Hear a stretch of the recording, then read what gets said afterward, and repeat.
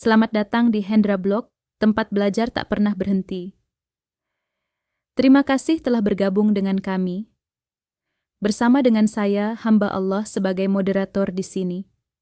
Mari kita mulai terjemah Daqaiqul Akhbar bab 31. Melayangnya buku di hari kiamat.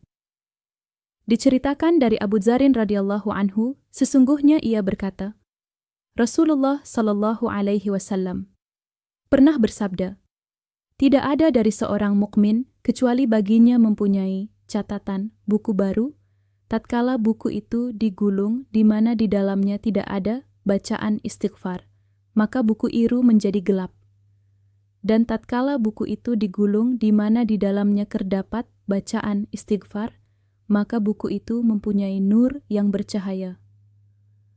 Al-Faqih rahimahullahu berkata, tidak ada seseorang di dalam dunia kecuali baginya ada dua malaikat yang diserahi oleh Allah Ta'ala agar menjaga orang itu di waktu malam dan siang, dan keduanya menulisi amal perbuatan orang itu tentang kebaikannya dan kejelekannya, serta mencatat tempatnya dia melakukan perbuatan dan ketentuannya dalam perbuatan itu.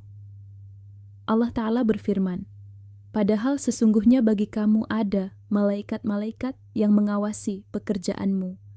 Al-Quran Al-Infitar 10.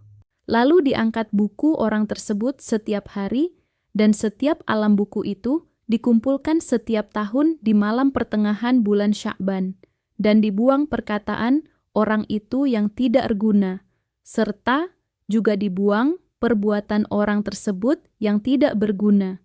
Kitab catatan amal dikumpulkan pada setiap tahun di dalam sijil.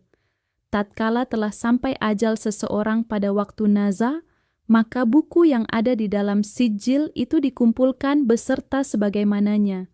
Dan ketika ruhnya keluar, maka buku itu digulung lalu dikalungkan ke lehernya, serta di atas buku. Itu diberi stempel untuk diikuti bersama dirinya di dalam kubur. Dan inilah makna dari firman Allah Ta'ala. Dan tiap-tiap manusia itu telah kami tetapkan amal perbuatannya, sebagaimana tetapnya kalung pada lehernya. Al-Isra 13. Maksud ayat tersebut di atas, kami mengkalungkan buku catatan amal orang tersebut di lehernya, sebab leher adalah tempat kalung, dan juga merupakan tempat perhiasan, barang indah, dan barang buruk. Buku catatan amal tersebut besok di hari kiamat akan dibeberkan kepadanya, sebagaimana firman-Nya. Dan kami keluarkan baginya pada hari kiamat sebuah kitab yang dijumpainya terbuka. Al-Quran Al-Isra 13. Kemudian dia diperintah untuk membacanya sendiri, sebagaimana yang difirmankan oleh Allah Subhanahu wa Ta'ala. Bacalah kitabmu, cukuplah dirimu sendiri pada waktu ini sebagai penghisab terhadapmu. Al-Quran Al-Isra 14. Cara pengambilan buku catatan amal. Ketika Allah Ta'ala mengumpulkan para makhluk di halaman kiamat dan menghendaki untuk menghisab mereka, maka melayanglah kitab para makhluk itu di atasnya seperti embun. Lalu ada pemanggil dari hadapan Zat yang Maha Penyayang. Hai Fulan, ambillah kitabmu dengan tangan kananmu. Hai Fulan, ambillah kitabmu dari tangan kirimu. Dan hai Fulan, ambillah kitabmu dari arah belakang punggungmu. Maka seseorang tidak akan mampu untuk mengambil kitabnya, kecuali dengan apa yang diperintahkan oleh Allah Ta'ala. Bagi orang-orang yang bertakwa, kitabnya diberikan dengan tangan kanan mereka. Dan orang-orang yang durhaka kitabnya diberikan dengan tangan kiri mereka. Dan orang-orang kafir kitabnya diberikan dari arah belakang punggungnya, sebagaimana firman Allah Ta'ala, adapun orang yang diberikan kitabnya dari sebelah kanannya, maka dia akan diperiksa dengan pemeriksaan yang mudah, dan dia akan kembali kepada kaumnya yang sama-sama beriman dengan gembira. Al-Quran Al-Insyiqaq Qiyas 7 Yusanin Sillan. Orang-orang yang durhaka akan menerima buku catatan malnya dengan tangan kiri mereka.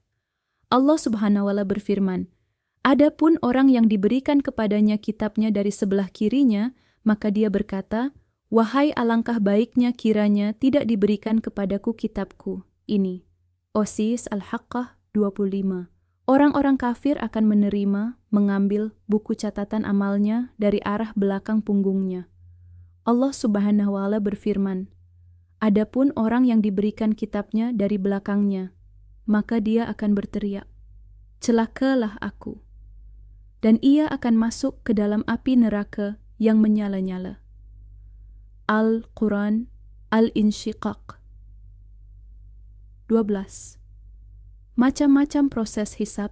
Dengan demikian, bahwa manusia yang dihisab itu ada 3 golongan. Pertama, golongan yang dihisab dengan hisab yang mudah, yaitu mereka orang-orang yang bertakwa. Kedua, golongan yang dihisab dengan hisab yang sangat, kemudian dirusak, yaitu mereka orang-orang kafir. Ketiga golongan yang dihisab dan mereka diteliti, kemudian mereka selamat, mereka ini adalah orang-orang yang bermaksiat. Di dalam hadits diceritakan dari Nabi Muhammad SAW. Sesungguhnya beliau bersabda, seorang hamba terus-menerus berdiri di hadapan Allah Ta'ala, sehingga ia ditanya umurnya. Untuk apa umurnya itu dihabiskan? Dan ditanya tentang hartanya. Dari mana harta itu diperoleh dan kemana harta itu bisa habis, dan juga ditanya tentang apa yang ada di dalam bukunya ketika sampai pada akhir pertanyaan yang ada di dalam bukunya. Allah Ta'ala berfirman, hai hambaku, ini semua adalah amal perbuatanmu, sesungguhnya para malaikatku itu menambahi kepadaku di dalam catatan amal bukumu. Lalu hamba ini berkata, tidak, melainkan aku yang melakukan perbuatan amal itu seluruhnya. Maka Allah Ta'ala berfirman, aku adalah zat yang menutupi kepadamu pada hari ini, maka pergilah kamu, sesungguhnya aku telah memaafkan kepadamu. Inilah keadaan orang yang diteliti di dalam hisab, kemudian selamat berkat keanugerahan Allah Ta'ala. Adapun orang yang dihisab dengan hisab yang ringan, maka orang itu termasuk dari golongan orang-orang ada dalam firman Allah Ta'ala. Adapun orang yang diberikan kitabnya dari tangan kanannya, maka ia akan diperiksa, dihisab dengan pemeriksaan yang mudah. Al-Quran Al-Insyiqaq 7-8. Hisab yang mudah. Nabi Muhammad SAW ditanya tentang masalah hisab yang ringan itu. Maka Nabi Muhammad SAW menjawab, seseorang melihat bukunya, lalu ia lewat dari tempat hisab itu. Ada yang mengatakan, diumpamakan hisabnya Allah Ta'ala pada orang mukmin di hari kiamat itu, seperti pekerjaan Nabi Yusuf SAW kepada saudaranya, sekiranya beliau berkata kepada mereka, tidak ada cacat buat kalian pada hari ini. Demikian juga Allah Ta'ala berfirman kepada hambanya, hai hambaku, kamu semua jangan merasa takut dan kamu jangan merasa bersedih hati. Yusuf berkata, apakah kamu mengetahui kejelekan apa yang telah kamu lakukan terhadap Yusuf? Al-Quran Yusuf 89. Demikian juga Allah berfirman kepada hambanya, apakah kamu mengetahui kejelekan apa yang kamu lakukan ketika kamu menyalahi atau melanggar perintahku? Apakah kamu ingat perbuatan apa yang kamu lakukan ketika kamu menyalahi? Di dalam hadits diceritakan, ketika Allah Ta'ala hendak menghisab para makhluk, maka ada pemanggil dari hadapan Zat yang Maha Penyayang. Di manakah Nabi dari bangsa Hashim? Lalu Rasulullah SAW datang ke hadapan Tuhannya, beliau memuji dan menyanjung Tuhannya, maka para makhluk sama takjub pada Rasulullah, beliau memohon kepada Tuhannya agar tidak membuka aib umatnya. Allah Ta'ala berfirman, perlihatkan. Maka berdirilah setiap seorang di atas kuburnya, dan di atas kepalanya diletakkan mahkota dari emas yang ditaburi dengan intan dan jauhar, lalu diberi pakaian dengan 70 pakaian, dan 3 gelang juga dipakaikan kepadanya, 1 gelang dari emas, 1 gelang dari perak, dan 1 gelang dari mutiara. Kemudian hamba ini kembali kepada saudaranya yang mukmin, mereka tidak mengetahui dari mana kebagusan hamba ini. Di tangan kanannya terdapat buku catatan amal kebaikannya dan pembebasannya dari neraka, serta kekalnya, dia, di dalam surga. Maka ia berkata kepada saudaranya yang mukmin, "Apakah kamu tidak kenal aku? Aku adalah Fulan bin Fulan. Aku telah memuliakan kepada Allah Ta'ala, dan Allah Ta'ala telah membebaskan aku dari api neraka, serta mengekalkan aku di dalam rumah surga." Maka demikian firman Allah Ta'ala. Adapun orang yang diberikan kitabnya dari sebelah kanannya, maka ia akan diperiksa dengan pemeriksaan yang ringan, dan ia akan kembali kepada kaumnya yang sama-sama beriman dengan gembira. Al-Quran Al-Insyiqaq 7:9. Adapun orang yang kitabnya diberikan dari arah kirinya, maka ia berkata, "Semoga aku tidak diberi kitab catatan amal." Dan firman Allah Ta'ala, adapun orang yang diberikan kepadanya kitabnya dari sebelah kirinya, maka dia berkata, "Wahai alangkah baiknya, kiranya tidak diberikan kepadaku kitabku." Ini Al-Quran Al-Haqqah 25. Orang-orang kafir akan menerima, mengambil buku catatan amalnya dari arah belakang punggungnya. Allah Subhanahu wa Ta'ala berfirman, adapun orang yang diberikan kitabnya dari belakangnya, maka dia akan berteriak, "Celakalah aku."